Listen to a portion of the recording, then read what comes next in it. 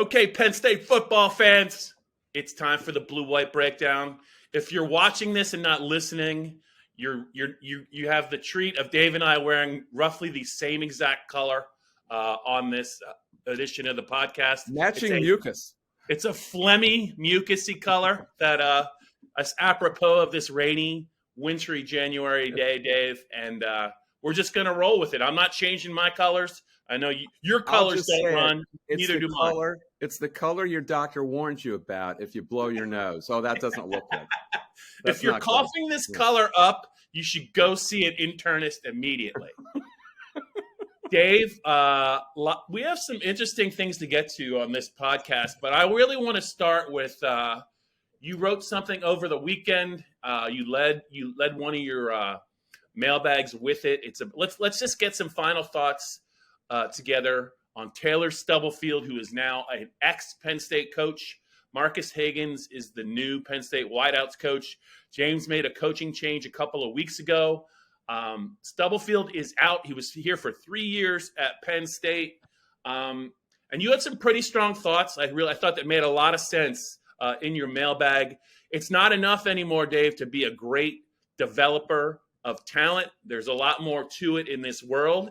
And you think in the end, James saw the big picture a little differently than Taylor. Is that accurate to say? Yeah, I like Morty Seinfeld. I made some calls. I'll make some calls, and I'm pretty confident I found out exactly what went down in that meeting. It was a surprise to Taylor Stubblefield, very much so. I'm sure of that, and he was surprised. He was shocked. And it really came down to, I think, James Franklin is known for valuing raw talent, I think. Would you agree with that? He believes that if you have the groceries, you can make the dish. Do you agree with that or not? It just seems like reading what you wrote that it's not enough to be just a good developer once they get here. It's about who you bring here. In this day and age, there's a lot more factors to consider. And it just feels like maybe James looked at it one way and Parker looked at it another way, and James got the final vote. Yeah, you mean Taylor? Taylor looked at it another way. You said Parker. Yeah, it's Taylor, not Parker. My bad. Well, it's kind of a good Freudian slip because Parker Washington is the epitome of a Taylor Stubblefield wideout, wouldn't you say? Not particularly gifted, not particularly raw talented, but really caught the ball and got better and did develop. I think what James Franklin values, sometimes to a fault, and you tell me if you agree, is that he believes if you get the groceries, you can make the dish. And so a little Bill Parcells right there. I remember that one when he was the Patriots. Yep. Yeah, and the fact is, they haven't always made the dish with some of the guys. The Juwan Johnson and Justin Shorter. Those were supposed to be gee whiz recruits. Well, what happened to them? Nothing. Yeah. I mean, Juwan Johnson developed some at Oregon. Did I have that one right? I can't remember. Yeah. Yeah, that's correct. Saeed Blacknall's another one that was a little bit spotty. Irv Charles, another one. Yeah, you're onto something. Yeah, these are the way I look at the wide receiver position. It's really three facets. It's the first facet is all about your gifts, your raw gifts, it comes down to size, speed, and spring, the three S's. Can you outrun people? Can you outjump them? And can you go through them in traffic? Sometimes. Chris Godwin had all those things. That's the dream, but he had something else that many times can be developed, but many times can't. And this is the second facet of being a really good receiver, is just basically catching the ball and making catches out of, and God knows, during the Sean Clifford era, a lot of guys had to catch balls outside of their sweet spot. And during Stubblefield's reign, they had a couple of guys who did that really well, and Jahan Dotson and Parker Washington. Yeah. Not all of them, but even the bit players caught the ball. But the third facet of receiving, I don't think they did well at, and that is getting open. Running routes so that you get some separation. I don't think they did that particularly well, even if you don't have the gifts. Recognizing open spaces when they're there, being on the same page with your quarterback, but basically getting open. So those are the three: the raw talent, the getting open and catching the ball. And I don't think Stubblefield satisfied Franklin in two of those three facets. So this is a guy, so many times when you have one guy, you go all the way the other direction. And Marcus Hagans is a 12-year assistant at one school, but that school is in a sweet spot for recruiting. And his life particularly has been on the East Coast of Virginia, which is a real sweet spot for talent and recruiting. I mean, he was a childhood friend of Allen Iverson's. That's where he's from. And I'm sure James Franklin is hoping he can get some of that talent out of there. And that area has done Penn State very, very well over the years, that eastern half of Virginia. Wasn't Michael Robinson from there? Correct. That is correct. Name some guys from there, because I can't think, but you know. Well, I mean, they've recruited Virginia really well the last 5 or 6 years, just not necessarily at wide receiver. They've pulled some really good defensive players, some running backs that haven't panned out, but they were 4 or 5 star talents. Even a guy like Brandon Smith, the linebacker, the 5-star linebacker, was from Virginia. But that specifically, that part of Virginia, they have recruited that very, very well, but they really haven't. They've been getting all their the problem is they got all their wideouts from New Jersey, and that really was a problem. But you're right, Dave. And you mentioned also, I think that James is very aware of the fact that he looks at if we're trying to get closer to Ohio State, and Ohio State's just got all these guys coming in. Brian Hartline has a lot to do with it, but it's also about NIL. Occasionally, it can be about the transfer portal at another position. And all of that, I think, goes together. And maybe that's James was trying to see the big picture and getting Parker to see it. And I think Parker was thinking about going. You could make the argument he was going about his job the correct way, but maybe not the way James wanted, the way that the world's going in college football. Yeah, and also I think, from what I understand, there were disagreements about whom they should recruit, and who there were basic disagreements about the kind of guy you want. So there was a lot of rift there. I believe he got along fine. Stubblefield did with Mike Yursich. I don't think there was any problem there, although Mike Yursich is known for not necessarily being he doesn't always get a happy face and works and plays well with others on his grade card. Did you do well in that, by the way? Did you get a happy face in second grade for that? I feel like I did, Dave. I'm more curious about you. Oh, I was great. Okay.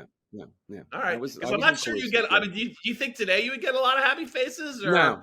I get a lot of unhappy faces. Needs improvement. Remember the box that says needs improvement? That's what I would take. Yeah. Stirs the pot. Agitator. You would have been a great agitator in hockey. You'd be a guy like, I think, Kenny Linsman, somebody like that. You'd be a real pain in the butt to play against. And let somebody else fight. Is that what you mean? I didn't say that. I just said you'd be drawing a lot of penalties and putting your team on the power play. Who are the guys that would instigate and then get out of the way? That's Claude Lemieux, Esa Tikkanen, Kenny Linsman. There's been a billion of them. And then somehow they weren't in the brawl. Yeah, they very rarely got punched in the face, but they were always like, "Hey, I really like playing with this guy, but you hate to play against him."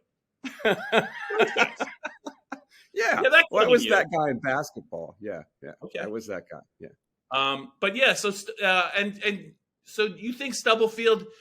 I wonder where he goes from here. I know Penn State fans don't really care, but maybe it's a wake-up call for him, Dave. Maybe if he wants to continue on at this level, maybe he'll take if what you think really happened with James, and there's every reason to believe that it did, maybe he'll take it to heart and kind of go about things a little bit differently.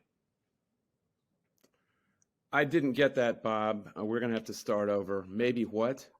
I was just going to say, Dave, maybe, Parker has been a lot of different places. This was the longest stretch he's ever had as an assistant. And maybe he needs to look at maybe how he does his job. Maybe if what we think is true and NIL's not going to go anywhere and the transfer portal's only getting more contentious, maybe this could be a wake-up call for him. I hesitate, excuse me, I hesitate to think that a guy who knows how to teach people how to catch the ball will be out of work long. I think this is a talking point that's very popular among the people who control how many stars people get in the recruiting. I don't buy it and I don't believe in it. There are a lot of evaluators who don't necessarily know what they're talking about because it's very easy to be blown away by size and speed and spring, the gifts, because it's very apparent. You can see them. You can't readily see somebody who knows how to teach. You see it incrementally. I think he'll be fine. I think Stubblefield will be fine. He'll find work. I just wonder about getting enough of the talented kids that's over. In this day and age, it feels like it might be almost half the battle, just getting the right guys on campus. Well, it is. I mean, you got to be able to do both. It's just like a receiver. Yeah. You got to be able to do both. And if you discount one side of it, or you're just maybe not good at being a salesman, you got a problem. Certain people, I'll give you an example from basketball. Bruce Parkhill was one hell of a basketball coach. I mean, his greatest moment was probably the 91 NCAA tournament when he had a whole team full of guys who didn't even get to go to a camp, let alone drafted, let alone any time in the NBA. They didn't go to a camp. They didn't go to Indianapolis, ABCD, Portsmouth, anything. A bunch of mutts. And in the first round in Syracuse, they beat a UCLA team that combined roster had 47 NBA seasons. That's how good a coach Bruce Parkhill was. But he hated selling. He hated selling recruits. He hated the very process of recruiting. So here you see the dichotomy between people who love to teach and people who love to sell. And as you can see from people like Bruce Pearl, if you love to sell, man, you can have a long, abundant life in college sports because there's always going to be a place for you. I think there's always a place for the other guys. But to your point, I mean, you better be able to sell because you have to sell not just to recruits. You got to sell to alumni. Now you've got to sell to boosters who will fund your NIL. I mean, there's a lot of people to sell to. And if you can, it's the same quality that Matt Rule showed in Nebraska. If you can win the press conference, you can sell those people. If you can sell us, you can sell a lot of people. And that's what it's about now, man. It's about the rap. Dave, you just set me up so great. I love that. Speaking of people who love to teach, but maybe not necessarily love to sell, how about our guy, Bill-o-Brien, back in the NFL with the Patriots? I don't know, as the college game has evolved that way that we're talking about, I don't know that we're ever going to see him back in college because of all the things we just talked about. I think he's a great teacher. He's a great X and O'er. He's a great in-game adjuster. I don't know how much he wanted to do all that other stuff, and I think we've seen the last of Billy in college. Well, he loves different things about different games. I mean, he hates the politics of dealing with general managers in the pros for the same reason that Belichick did. Belichick just wanted he wanted to be able to get his own talent, mainly, I think, just so he didn't have to deal with the GM. He wanted to be everything, and Bill found out in Houston that you don't want to deal with that GM you don't particularly like. You want to be GM, okay? That's a pretty big hat you're wearing. If you got to get the talent, and maybe you're not the best at getting the talent as good as you think you are. So there are parts of the NFL game he doesn't like either. But he hated all the bullshit, and we can say that in this podcast that you have to do as a college coach. I mean, you're constantly making people happy, and he doesn't want to make people happy who don't play on his football team. He doesn't need that. He doesn't want to make very many people happy at all. You remember when he started doing the Friday night thing on the road because it was Joe's tradition, and we would meet the coach. And he did that about 3 times, and he said, "That's the end of this shit. No, I'm not doing this." He had no use for it. It wasn't that he was a bad guy. It was just like wasted time to him. He didn't want anything to do with it, and he wasn't good at it. And you don't like doing things you're not good at. And the NFL is, when it really comes down to it, it's fewer moments of politics than college football. That's really true.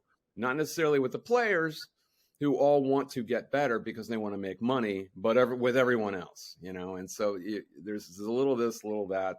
It's yin and yang, but I think Bill's the kind of person who the grass is always greener, maybe a little bit, because he forgets how much he hated certain things, and then he gets in them, and he's back and forth. But I'm sure he'll do fine. How do you think he's going to do with Mac Jones? Well, the funny thing is, so when Saban brought him to Alabama as one of his rehab projects, all the stories I read said Mac Jones taught Bill O'Brien the Alabama offense, and he gave him a crash course in it, and Bill really appreciated that, and he was able to kind of hit the ground running. But I think that Bill is dealing with a quarterback that he knows how he thinks. He knows how to teach him. He knows he knows how he kind of processes information. So I would expect. Look, hey Dave, if he can do what he did with Matt McGloin, and I mean that as a compliment. I mean it. Matt would tell you. Matt would tell you. I just think that you could see Mac Jones look like a different guy at some point next year, because I do think that Bill.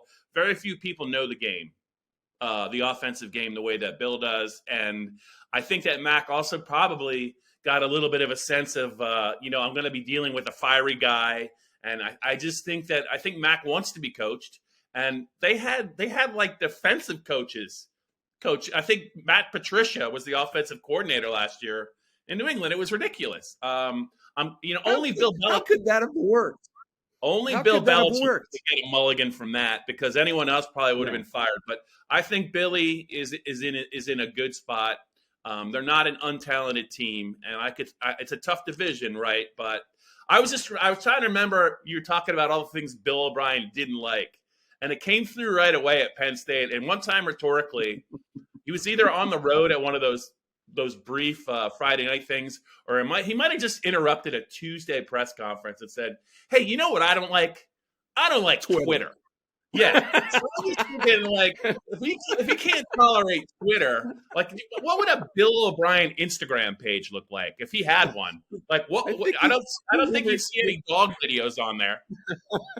You remember he called it Tweeter and Facebook? Tweeter and Facebook, yeah. Just for the hell of it. I think he knew better. He just wanted to say it that way to piss people off. The way you mispronounce names. The way you always say Brett Bielema just to piss people off. You call me an instigator.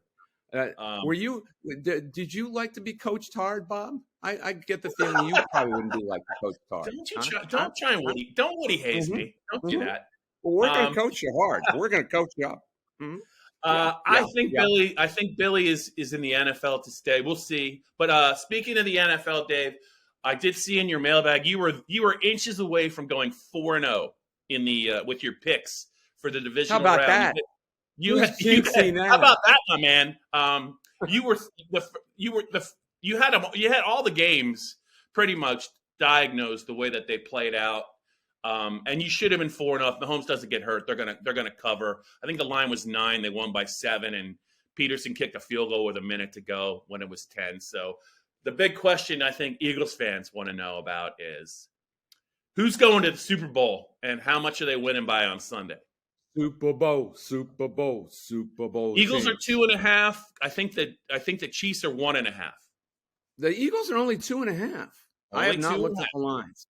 All right, I am still, the NFL is still, I'll never be what you are with the NFL because I just don't watch it religiously, but I've been, thanks to you, because I could do my power poll for an extra day this year. Now you're watching more of it. Now I you're started watching more. watching a lot more NFL, and I know more. I know more than I Yeah. used to. I don't know as much as you do, but I still, I told you I watched that 1970. I'm digressing here, but there's a reason. You are I digressing, watched but that. it's okay. I watched that 1970 NFC Championship game with the intent on doing a retrospective on all the Cowboys Niners championship with there Then you was bash. now You just 9 of them. bashed the state Yeah. of the quarterback play. Bashed it. Yeah. But what Bill O'Brien and these guys do now is just so far advanced, so much full of detail that just so obviously did not exist back then. I mean, it's a completely different position.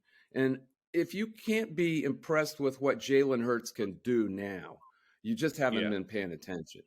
I just worry that they run him too much, and maybe he calls his own number too much because he's going to get hurt again. And if it's in the playoffs, they are screwed. If they've got two more games left, if they go all the way, and it could happen at any time, man. I still prefer what I was referring back to is that there were no running quarterbacks back in the day of Craig Morton and John Brodie to a fault. I mean, those guys, you basically had Roger Staubach and Fran Tarkenton, and everyone else just stayed back there in the cocoon. And if it collapsed on them, it collapsed. Or they would just throw away some pass willy-nilly into a crowd and it got intercepted. There was so much less acumen and so much there were a lot of guys doing things that you would never get away with now. I mean, I saw John Brodie, who was an all-star, just throw one horrible pass after another that you wouldn't get away with now if you were a Division III college quarterback. So these guys have a lot to process, and they're really, really good at what they do. And Jalen Hurts, I think, is at the pinnacle right now because he does everything. When they need him to run, he runs. Joe Burrow, too. I just think Joe Burrow is on the other side of the line where he doesn't put his body at risk as often as Jalen Hurts does. Now, I expect. Did you say Kansas City is 1.5? Kansas City 1.5. The Eagles 2.5. The best quarterbacks right now in this game are who? I have my own idea. Who do you in football at this moment? Who are the two best quarterbacks? It's Hurts and Burrow. Yeah, it is, and they've supplanted Mahomes for momentarily at least. Right. Now Mahomes makes plays and makes throws that nobody else can. Jalen Hurts is the closest, but I think Joe Burrow is playing at a pinnacle level right now.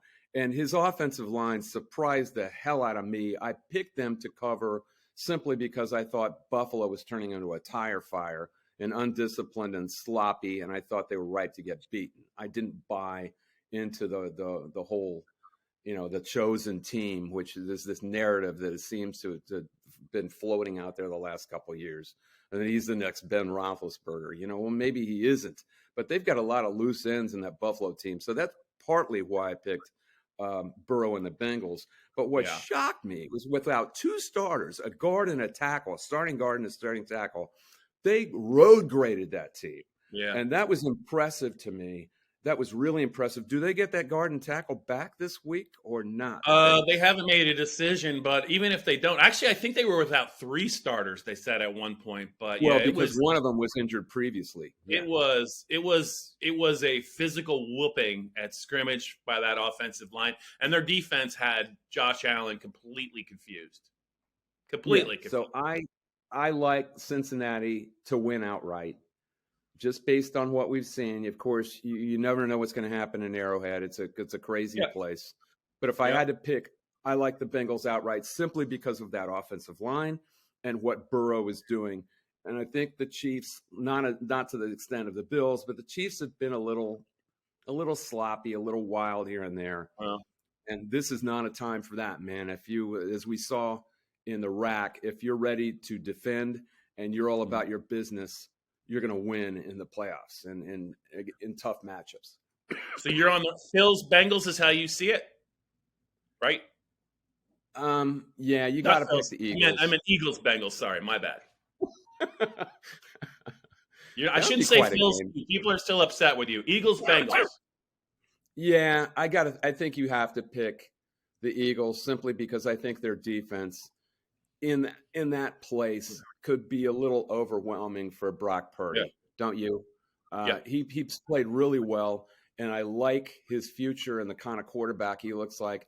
I like guys who sit in the pocket and pick you apart, and I think he can do that, even though he was supposedly Mr. Irrelevant. We get back to guys who are talent evaluators. By the way, Bruce Feldman wrote a great story on how Brock Purdy was the last guy in the draft and what all the mistakes that were made on him.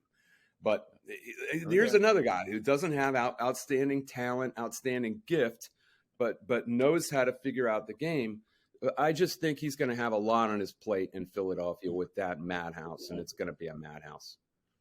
Dave, real quick, if Bill O'Brien was coaching the 1970 Cowboys and he watched Craig Morton's performance in that NFC Championship game, what would that mean? Be like? What would that be? How many F-bombs? Would Craig Morton even make it through an hour of it? Well, Staubach would have been in the third quarter, right? He actually came in for like one play, I think. Yeah, see, he only came in because Morton got killed. Yeah, Morton Cedric Hardman got him. Yeah, you got who? Who was it? Cedric Hardman. Oh yeah, Cedric Hardman. Ray Scott. This is the best part about that was Ray Scott and Pat Summerall on the call. Yeah. Skip Vanderbunt on the tackle. And the Schlitz commercials were good, and Johnny Mathis sang with Tony you know Bennett. The whole it was all good, Dave. It was all good. How many times have you watched this? At least like 50. At least 50. No, I mean really. How many times have you watched that game? At least 50. You're kidding me. I'm not kidding you. You're a freak, man.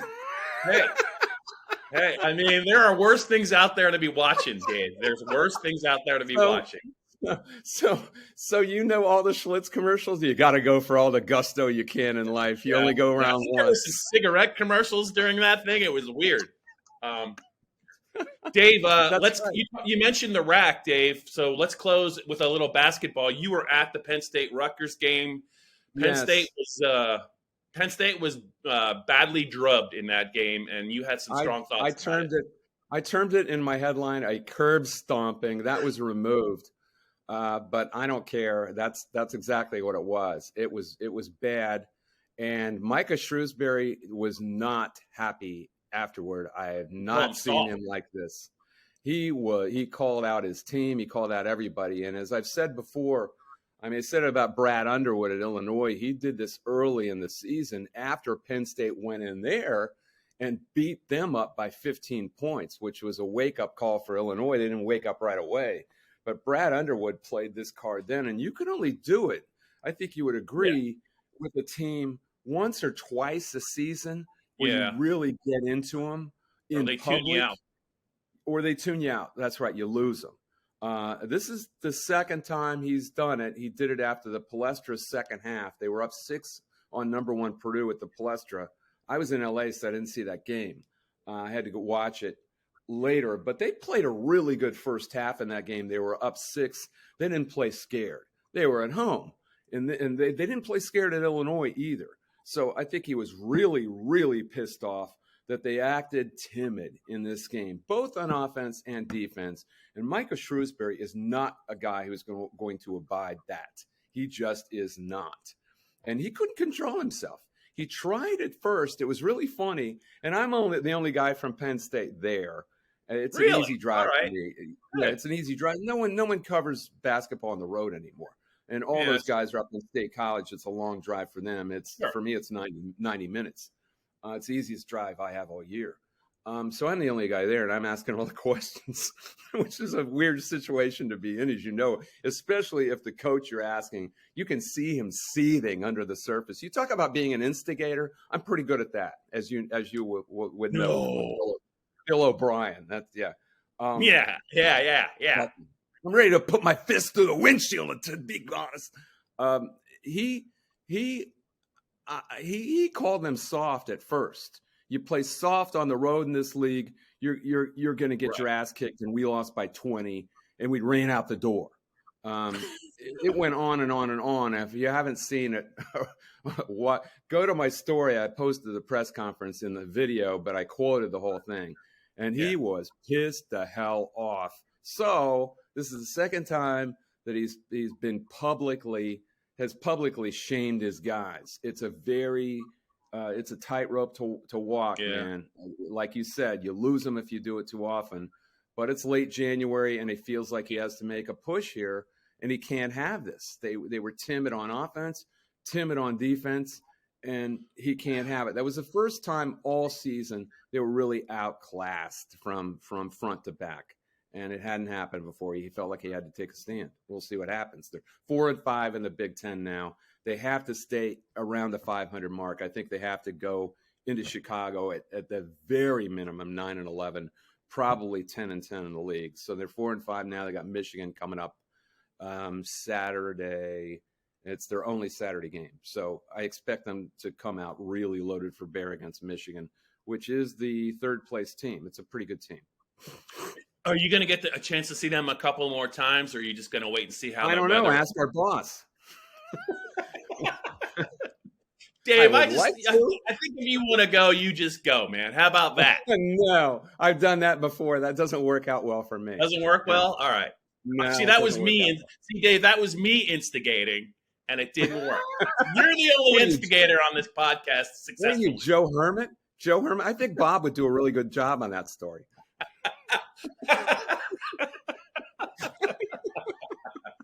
Poor Joe's probably going to be editing this going, God. If you wanted to put your hat on back, and then you could be Matt Patricia, okay? Put your hat on backwards. All right. I think the blue-white breakdown is about done. Dave likes the Eagles and the Bengals. He should have been 4-0. So I'm gonna give you a 3. I'm not gonna count the Chiefs one because he got hurt. So I'm gonna say you were 3-0 last week. Let's see if you can get to 5-0. You did pick the Eagles, though, so that's going to be troubling. Who are you picking? I need to know who you're picking before we leave. Yeah, I like the Eagles a lot. I think it's going to be a low-scoring game. The Eagles in a low-scoring game, and I do think that the way the Bengals are playing, it wouldn't surprise me if they actually pulled away from the Chiefs, the way they did with the Bills. Well, funny things happen, but I think this game here in Philadelphia is going to be a fist fight. And I don't see Brock Purdy doing I can't see them doing like what they did with Carolina and Tampa in the old days back 20 years ago. The Jalen Hurts isn't going to let them do what Donovan McNabb did back then. That's just not going to happen. Unless he gets heard it here. You heard it right here on the Blue White Breakdown. We'll be back next week with Dave's analysis on the Super Bowl and all things Penn State football. And we won't be wearing our mucus shirts. I might be.